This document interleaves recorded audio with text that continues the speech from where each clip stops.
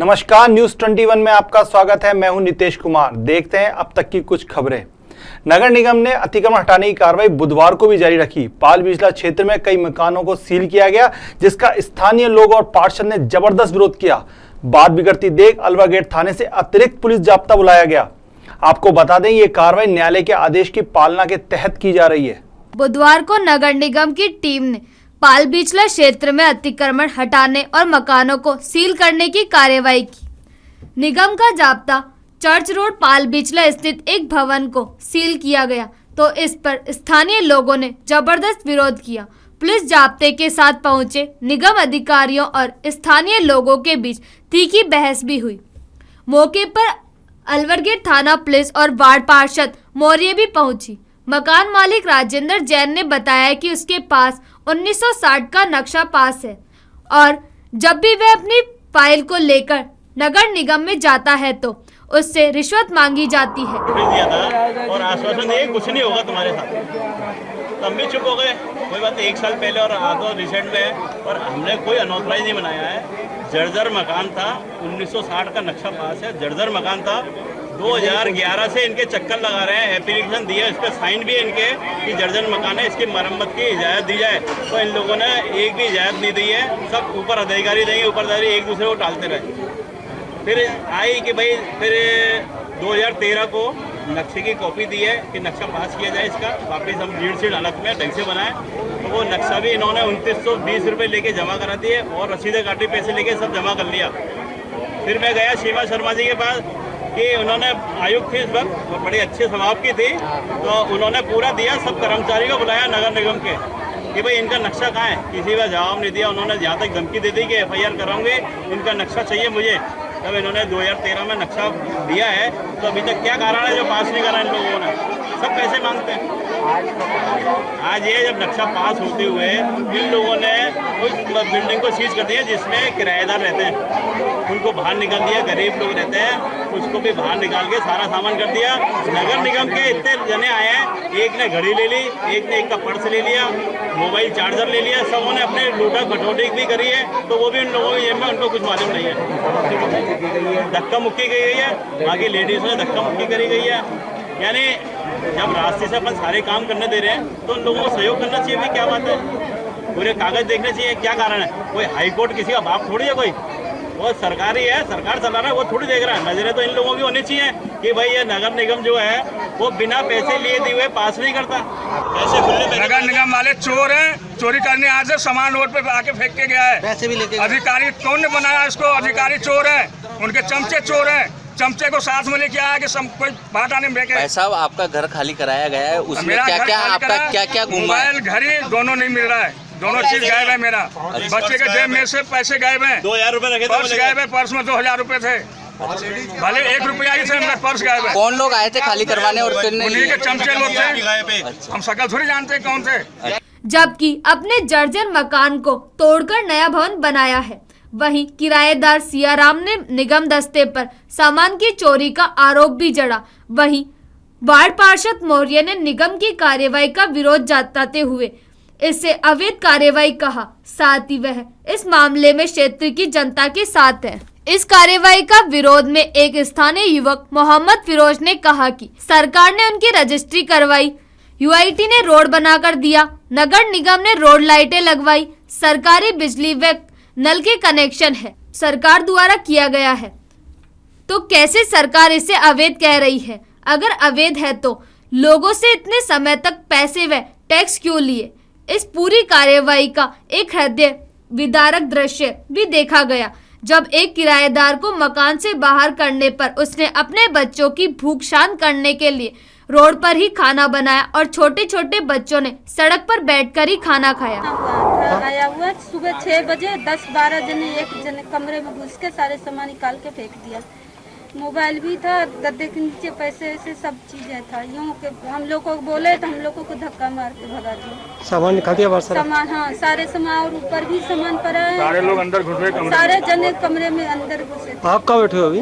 हम तो यहाँ रोड पे बैठे, खाना बच्चों को भूख तो लगेंगे। किशनगढ़ एयरपोर्ट आजकल सुर्खियों में है। इसका नाम को लेकर हर तरफ बहस छिड़ी हुई है कि इसका नाम क्या हो। अभी तक आए नामों में पृथ्वीराज चौहान, ख्वाजा मोइनुद्दीन हसन चिश्ती, जगत पिता ब्रह्मा और वीर तेजाजी के नाम आगे चल रहे हैं। अब सिंधी समाज ने भगवान झूले के नाम को लेकर एयरपोर्ट का नाम रखने की मांग की। किशनगढ़ एयरपोर्ट बनकर तैयार है और 15 अगस्त के दिन पहली हवाई यात्रा की शुरुआत भी होगी, परंतु इसके नाम को लेकर जबरदस्त बहस छिड़ी हुई है। सभी समाज अपने अपने तरीके से प्रयास कर रहे हैं। इसी कड़ी में सिंधी संगीत समिति के बैनर तले कन्हैयालाल जेठानी की अध्यक्षता में एक विचार गोष्ठी रखी गई, जिस पर इस एयरपोर्ट का नाम भगवान झूलेलाल के नाम पर करने का प्रस्ताव पास किया। प्रवक्ता रमेश लालवानी ने बताया कि सिंधी समाज त्याग, तपस्या, बलिदान के लिए जाना जाता है। धर्म पर अटल सिंधी समाज भगवान झूलेलाल को इष्ट मानता है, जो कि मुसलमानों में मस्त कलंदर, हिंदुओं में रामासा पीर के नाम से जाने जाते हैं। वहीं अध्यक्ष श्याम बुरानी ने कहा कि सिंधी समाज के लोग देश विदेशों में रहते हैं तथा व्यापार के लिए आने जाने के लिए हवाई यात्रा का उपयोग करते हैं। समाज की तरफ से प्रधानमंत्री व नगरीय उड़ान मंत्री को पत्र लिखा जाएगा। इस मुद्दे को आगे तक ले जाकर झूलेलाल के नाम से एयरपोर्ट बनाने की अपील की जाएगी। जो लंबे अरसे से एयरपोर्ट की मांग की जा रही थी, वर्तमान में पूरी हो गई है। अब वो हवाई अड्डा जब तैयार हो गया है, उसका नामकरण की बात चल रही है। अनेक समाज लोग, राजनीतिक लोग चाहते हैं कि अलग अलग अपने अपने तरीके से नामकरण की मांग करें। सिंधी समाज हमेशा से ही, वर्षों से ही त्याग, तपस्या, बलिदान का पर्याय रहा है। सिंधी समाज जो है वास्तविक हिंदू के रूप में माना जाता है, क्योंकि उसने अपने धर्म पे अटल रहते हुए जमीन वगैरह, धन, दायरा, दौलत सब छोड़ करके अपने धर्म पे अटल रहते हुए यहाँ आए। तो हमारा एक ही इष्ट देव है झूलेलाल साहब। उसको मुस्लिम लोग मस्त कलंदर, शाहबाद कलंदर के नाम से जानते हैं। मारवाड़ी लोग उसको बाबा रामदेव, रामा पीर के नाम से जानते हैं। सिंधी लोग उसको झूलेलाल, डेरो लाल, मच्छी वारों, पल्ले वारों लाल, घोड़े वारों लाल के नाम से जानते हैं। यह आराध्य देव है हमारा। इसको यहाँ अजमेर में ही नहीं पर देश विदेश में जो है सिंधी समाज के लोग बहुत अधिक मात्रा में रहते हैं। उनका आना जाना हवाई यात्राओं के माध्यम से ही होता है। तो हमारी आज सिंधी संगीत समिति की मीटिंग हुई मुख्य कन्हैयालाल जेठानी की अध्यक्षता में। इसमें हमने ये निर्णय लिया कि हम प्रधानमंत्री तक और समस्त मंत्रियों तक, केंद्र तक, राज्य तक मंत्रियों के माध्यम से, हमारे अपने माध्यम से और समाज के माध्यम से ये आवाज़ पहुँचाएंगे कि जो किशनगढ़ अजमेर के बीच में हवाई अड्डा बनाया है, उसका नामकरण इष्ट देव झूलेलाल के नाम से रखा जाए।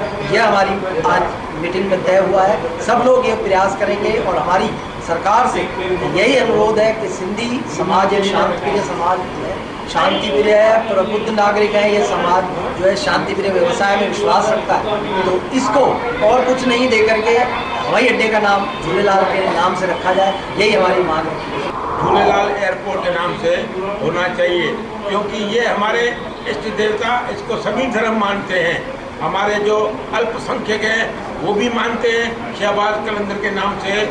इसीलिए हम ये चाहते हैं कि हमारे अजमेर में सिंधी समाज के काफ़ी लोग बाहर रहते हैं, अफ्रीका में, दुबई में, सिंगापुर में, तो उनको आने जाने में यहाँ सहूलत रहेगी। यहाँ उनके घर वाले भी वहाँ जाना चाहेंगे, उनकी भी सहूलत हो जाएगी।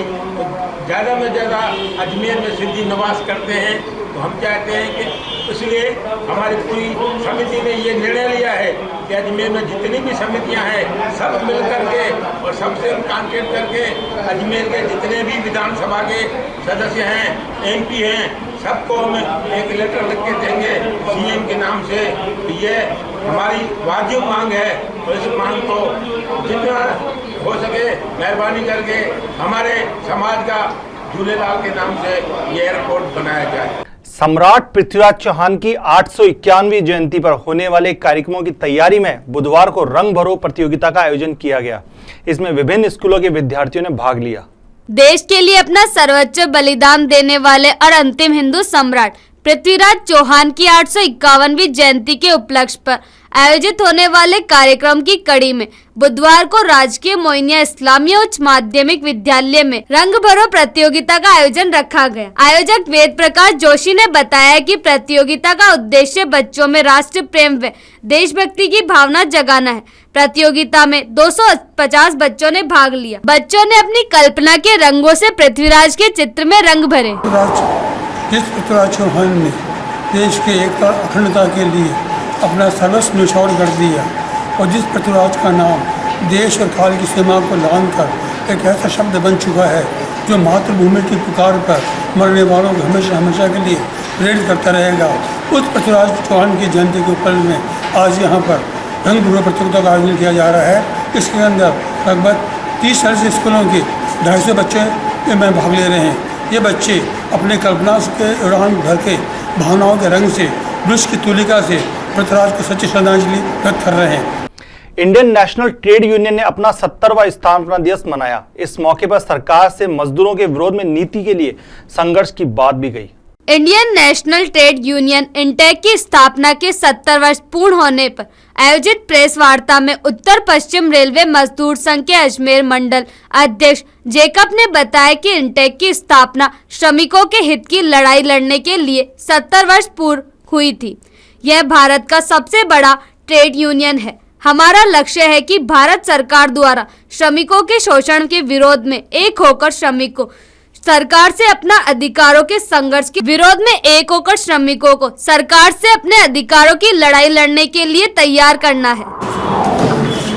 Indian national trade union Congress का स्थापना हुई 70 वर्ष पूर्ण हो चुका है। इसके संबंध में इससे परिवेश में आज हर वर्ष के बाद हमने इंडक दिवस मनाया जा रहा है। इस इंडक दिवस जब मनाते वक्त भारत का सबसे बड़ा श्रमिक संगठन होने के नाते Indian national trade union Congress का उत्तरदायित्व काफ़ी बढ़ रहा है, क्योंकि हमारा देश में विभिन्न श्रम कानून परिवर्तन द्वारा, भले वो 1947 इंडस्ट्रियल डिस्प्यूट एक्ट हो या 1948 फैक्ट्री एक्ट हो या कॉन्ट्रैक्ट लेबर एक्ट हो, इन तमाम श्रम कानूनों में परिवर्तन लाकर शुरुआत राजस्थान से हुई, जहां से होकर भारत सरकार द्वारा श्रमिकों का शोषण करने के लिए एक वातावरण उत्पन्न किया जा रहा है।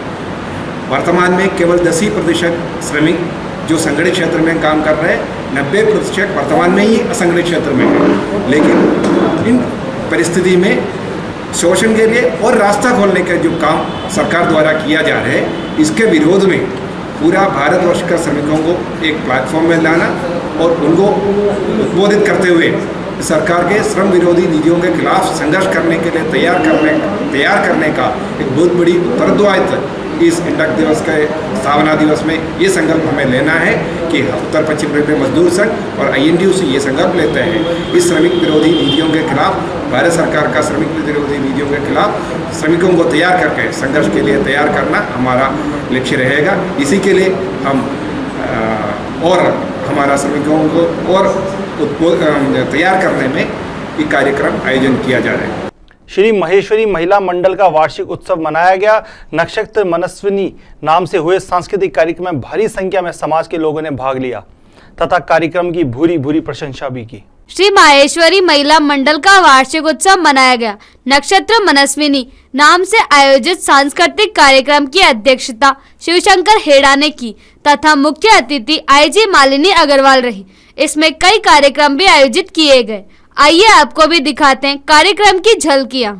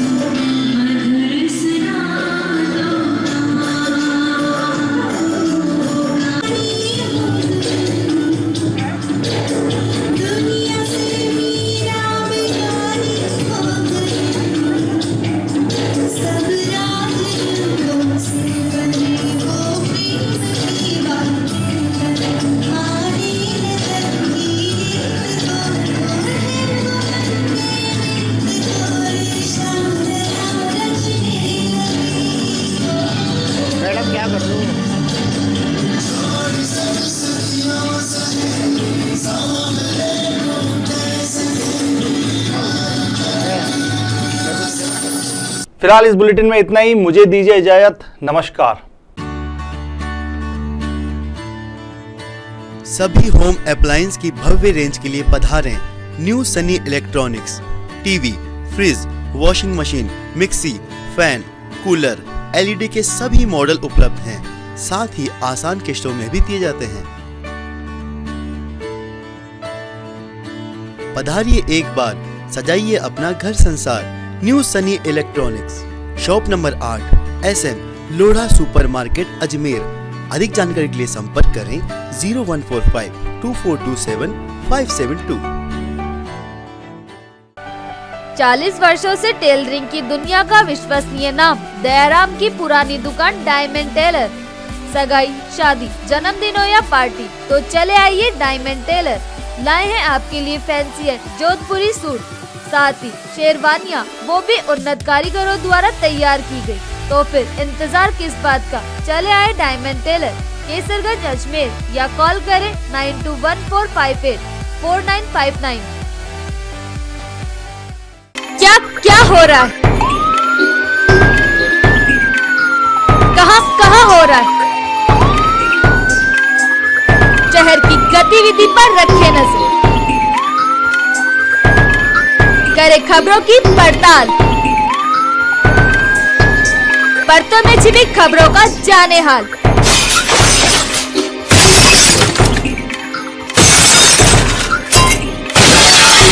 न्यूज़ 21 में रहेगा। हवेली में आता है, होटल में कोई रुकता नहीं है। जो गलत इंसान होगा वो होटलों में रुकेगा। सच के साथ।